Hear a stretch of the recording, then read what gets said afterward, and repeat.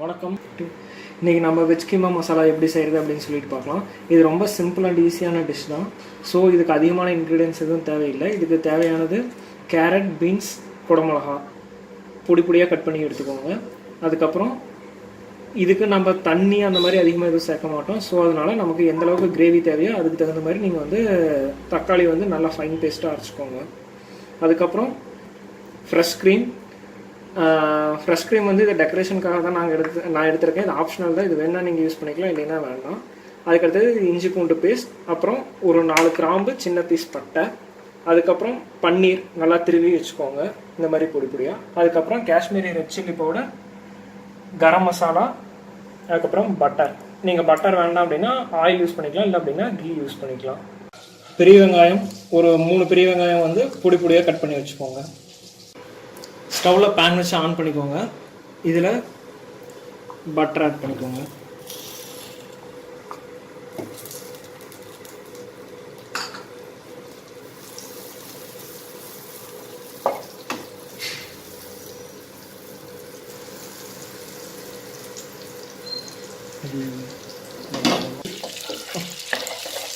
இதில் வந்துட்டு நம்ம எடுத்து வச்சுருக்க பட்டை கிராம்பு போட்டுக்கோங்க. பட்டை கிராம்பு நல்லா பொரிஞ்சதுக்கப்புறம் பெரிய வெங்காயம் ஆட் பண்ணிக்கோங்க. பெரிய வெங்காயம் நல்லா கோல்டன் ப்ரௌனாக வந்துட்டு வணங்கி வரணும். அது வரைக்கும் இதை நல்லா வந்துட்டு ஃப்ரை பண்ணிக்கோங்க.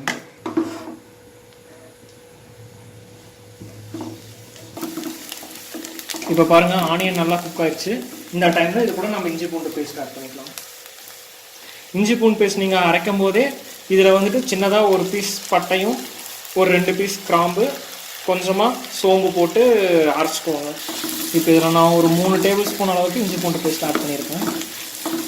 இது நல்லா இதோட ரா ஸ்மெல் போகிற வரைக்கும் குக் பண்ணிக்கோங்க.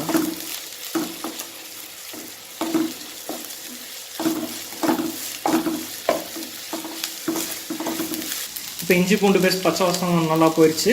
இந்த டைமில் நம்ம கட் பண்ணி வச்சுருக்கிற வெஜிடபிள்ஸ்லாம் ஆட் பண்ணிக்கலாம். ஃபஸ்ட்டு குடமிளகா மட்டும் ஆட் பண்ணுங்கள். அது கொஞ்சம் நேரம் வந்துட்டு வணங்கணும். அதுக்கப்புறம் நம்ம கேரட், பீன்ஸ் சேர்த்திக்கலாம்.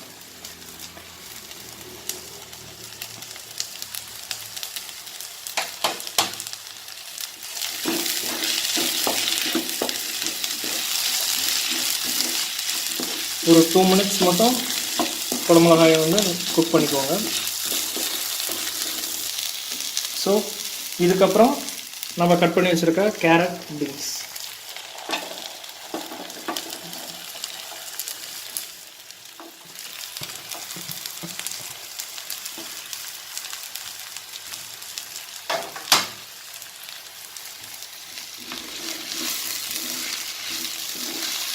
நல்லா மிக்ஸ் பண்ணி விட்டுருங்க.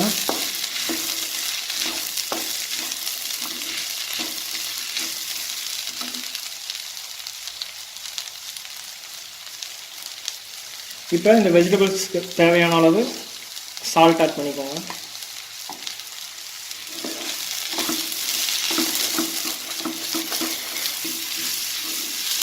இதுக்கப்புறம் நீங்கள் வந்து ஸ்டவ்வை சிம் பண்ணிடுங்க. ஏன்னா காய் கொஞ்ச நேரம் வந்துட்டு நல்லா குக் ஆகணும். ஸோ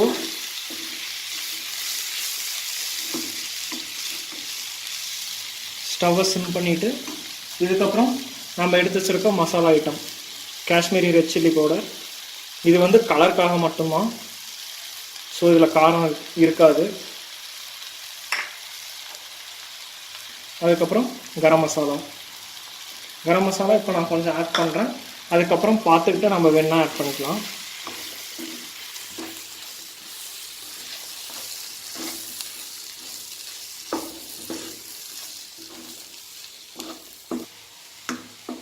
ஸோ மசாலாலாம் நல்லா மிக்ஸ் பண்ணிவிட்டு சிம்லேயே வச்சுட்டு இப்போ ஒரு 5 மினிட்ஸ் இதை நம்ம வந்துட்டு க்ளோஸ் பண்ணி வைக்க போகிறோம்.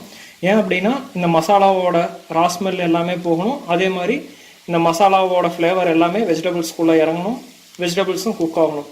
ஸோ இதை நல்லா ஸ்ப்ரெட் பண்ணி விட்டுட்டு சிம்மில் வச்சுட்டு ஒரு 5 மினிட்ஸ் இதை வந்து க்ளோஸ் பண்ணி வச்சுருங்க. இப்போ 5 மினிட்ஸ் ஆயிடுச்சு. நம்ம ஓப்பன் பண்ணிடலாம். ஸோ இப்போ வெஜிடபிள்ஸ் நல்லா குக் ஆகி மசாலாவோட அந்த ரா ஸ்மெல் எல்லாமே போயிடுச்சு. இந்த டைமில் நம்ம என்ன பண்ணலாம் அப்படின்னா துருவி வச்சுருக்க பன்னீர் இது கூட ஆட் பண்ணிக்கலாம்.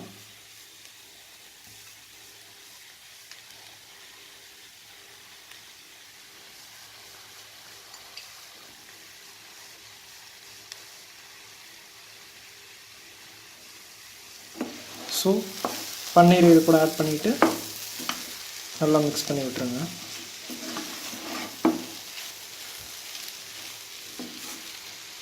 கொஞ்சமாக பன்னீர் மட்டும் பேலன்ஸ் வச்சுக்கோங்க, லாஸ்ட்டாக இது மேலே டெக்கரேஷனுக்காக தூவி விட்டுறதுக்கு. அது இல்லாமல் பன்னீர் வந்துட்டு ஹீட்டில் வந்து மெல்ட் ஆயிரும் உங்களுக்கு. ஸோ லாஸ்ட்டில் பார்த்தீங்க அப்படின்னா உங்களுக்கு இந்த கிரேவி முடியும் போது பன்னீர் இருக்கிறதே தெரியாது. ஸோ அதுக்காக கொஞ்சம் பன்னீர் மட்டும் பேலன்ஸ் வச்சுக்கோங்க. ஸோ இப்போ பன்னீரும் போட்டு நம்ம நல்லா மிக்ஸ் பண்ணிட்டோம். இந்த டைமில் இப்போ என்ன பண்ணலாம் அப்படின்னா, நம்ம டொமேட்டோ பேஸ்ட் ரெடி பண்ணி வச்சுருக்கோம்ல, அதை இது கூட மிக்ஸ் பண்ணிக்கலாம்.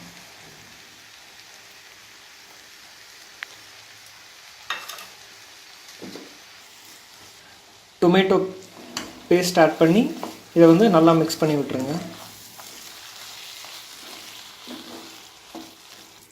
இப்போ உங்களுக்கு கிரேவி எந்த அளவுக்கு தேவையோ அந்த அளவுக்கு வந்துட்டு தண்ணி ஆட் பண்ணிக்கோங்க.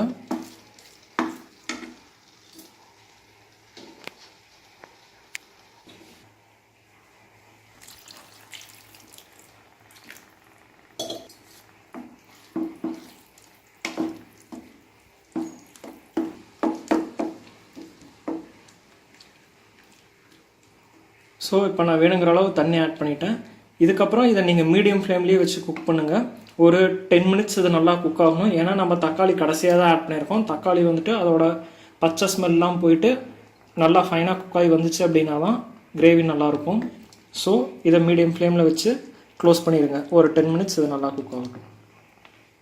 அதுக்கு முன்னாடி உப்பு காரம் செக் பண்ணிக்கோங்க. பத்தலை அப்படின்னா இதுக்கு நம்ம காரம் எதுவும் ஆட் பண்ணவில்லை, வெறும் கரம் மசாலா மட்டும்தான் ஆட் பண்ணியிருக்கோம். வேணால் நீங்கள் ரெட் சில்லி பவுடர் வந்து உங்கள் காரத்துக்கு தேவையான அளவு நீங்கள் ஆட் பண்ணிக்கலாம். நான் காஷ்மீரி சில்லி பவுடர் தான் ஆட் பண்ணேன். அது வந்து நான் அட்ராக்டிவான கலர் வரணும் அப்படிங்கிறதுக்காக தான் ஆட் பண்ணியிருந்தேன். இப்போ 10 மினிட்ஸ் ஆயிடுச்சு. நம்ம ஓப்பன் பண்ணி பார்த்துடலாம். பாருங்கள், நமக்கு வந்துட்டு வெஜ் கீமா மசாலா ரெடி ஆயிடுச்சு. இதை வந்து நான் 10 மினிட்ஸ் வந்து க்ளோஸ் பண்ணி குக் பண்ணோம் அப்படின்னு சொல்லிட்டு சொன்னேன். நீங்கள் வந்துட்டு 10 மினிட்ஸ் அப்படியே விட்டுறாதீங்க. ஒரு 5 மினிட்ஸ் ஒன்ஸ் வந்துட்டு 5 to 3 மினிட்ஸ் ஒன்ஸ் இதை நீங்கள் வந்து என்ன பண்ணுறீங்க அப்படின்னா நடுவில் ஓப்பன் பண்ணி மிக்ஸ் பண்ணி விட்டுருங்க. இல்லைன்னா அடி பிடிக்கிறதுக்கு நிறையா சான்சஸ் இருக்குது. பாருங்கள், நல்லா ஹெல்த்தியாக டேஸ்டான சப்பாத்தி பரோட்டாக்கான சைடிஷ் வந்துட்டு நமக்கு ரெடி ஆயிடுச்சு. இப்போ ஸ்டவ்வை நம்ம ஆஃப் பண்ணிடலாம்.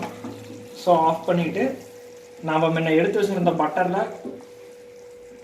கொஞ்சம் கொஞ்சமாக டெக்கரேஷனுக்காக அப்படியே இது மேலே வந்துட்டு ஸ்ப்ரெட் பண்ணி விட்டுருங்க.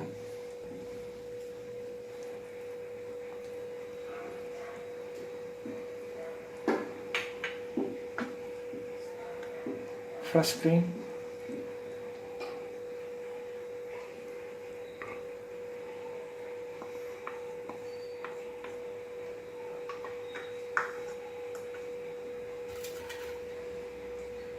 பன்னீர்,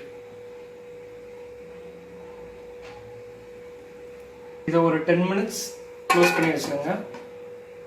அப்போ தான் வந்துட்டு ஃப்ரெஷ் க்ரீம், பட்டர், பன்னீரோட ஃப்ளேவர்லாம் நல்லா கிரேவியில் இறங்கி இன்னும் ரிச்னஸ் இதுக்கு ஆட் பண்ணும். ஸோ நல்லா டேஸ்டான வெஜ் கீமா மசாலா ரெடி ஆயிடுச்சு. இது உங்கள் வீட்டில் நீங்களும் ட்ரை பண்ணி பாருங்கள். எப்படி இருந்துச்சு அப்படின்னு சொல்லிட்டு கமெண்ட்டில் எங்களுக்கு சொல்லுங்கள். எங்கள் வீடியோஸை லைக் பண்ணுங்கள், சப்ஸ்கிரைப் பண்ணுங்கள். Thank you.